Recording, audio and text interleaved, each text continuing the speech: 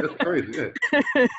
So Right. for people that don't know, because when we on the outside looking in, we look at news anchors or the news media. You know, we see you all on TV, and you're the first on the scene when something happens. So for the Yeah. most part, it looks, I won't say fun, but it looks interesting. You know what I'm It's saying? interesting. Yeah. So what are the ups and the downs of working in journalism? Tell us. Okay, so if you don't like to do the same thing every day, if you want every day to be different, this is a great career for you, because it is rare when I'm doing the same thing 2 days in a row.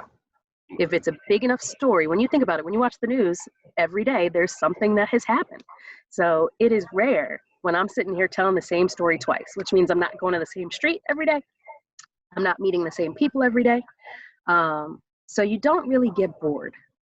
So that's definitely the best thing, is that if you like to be out and about, if you don't want to be at a desk and you like to just, have different experiences with your life, it's definitely a great profession, because I've seen and done and lived a lot of places that I never would have lived. Like me from Boston, never would have lived in Chattanooga. I left Chattanooga, went to Albuquerque, New Mexico.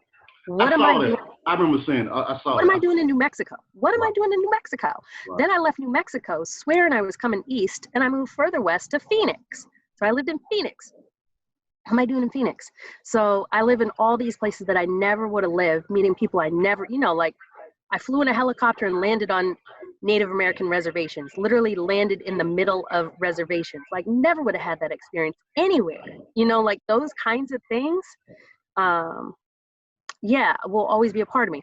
I went to Dancing with the Stars, and I interviewed some of the contestants on Dancing with the Stars. Like went to LA, stayed in the hotels for a couple nights, stood on that red carpet and interviewed people with Dancing with the Stars. Those kinds of things, like life experiences, are cool. And they don't happen every day, but they happen a couple times a year, Right. So I was on MSNBC earlier. Well, technically last year, but within the last year, I was on MSNBC a couple times this year. So I was doing network interview or network live shots. So that was cool. So every day is something different. And people who I grew up with happened to just be watching, and they were like, yo, that's Tanya.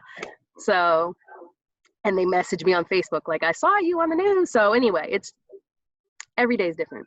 What's the downside? The stuff that people don't know, like, this is bullshit. You wouldn't know unless you was behind the scenes to see this. Oh man. So when you're out in the field, you were pre-COVID, you're in a car with a photographer all day. So you're riding with them. You got to have your lunch break with them. You listen to their music with them. You don't get a bathroom break sometimes all day, all afternoon long. You're on these tight, crazy deadlines. So you don't have any time to, like, let's say my daughter has a doctor's appointment at 2:00 in the afternoon. I can't go to that. Like, I'm over here 45 minutes from my house, and I don't know where I'm going to be. So now that I have obligations at home, it's hard. Like, you got a 5:30 soccer game, the news is on from 4 to 6. Like, I can't make that. The news is on every day. Somebody's working Thanksgiving. Somebody's working New Year's Eve. Somebody's working New Year's Day at 4 a.m. So how are you out on New Year's Eve? You're not. Your holidays are never guaranteed off. You're almost certainly going to be working several of them every year. So I never thought about that. Mm-hmm. Yeah. So you were stuck in the car with somebody all day. You usually don't have time to have a proper lunch break. Like, my mother will call and say, you on your lunch break? I'm like, how long have I been doing this? I don't get a break. Okay. So, you grind nonstop, and you're just going. And really, you're not guaranteed to have your days off. Are you all on call? Like, say, like for right now, if a murder happens or a random shooting or whatever, somebody got to go cover right on the spot. So, like, if that happened right there in Charlotte, would you get the call and you got to get off and go do that? I could. It kind of depends on what time it happens, right? So, yes. You understand what I'm asking you?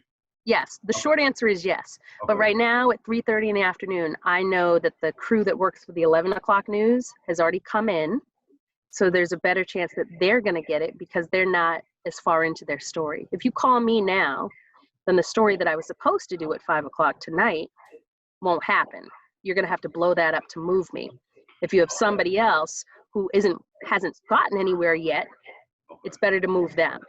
So yes, but in this case, at this time of day, no. But technically, yes. At any given time, like, let's say there was a shooter that showed up at the college down the street, they'd want to move all of us right away, and I'd have to go right away. If there's just a car crash that happens, they'd probably send another crew that doesn't have anything going on.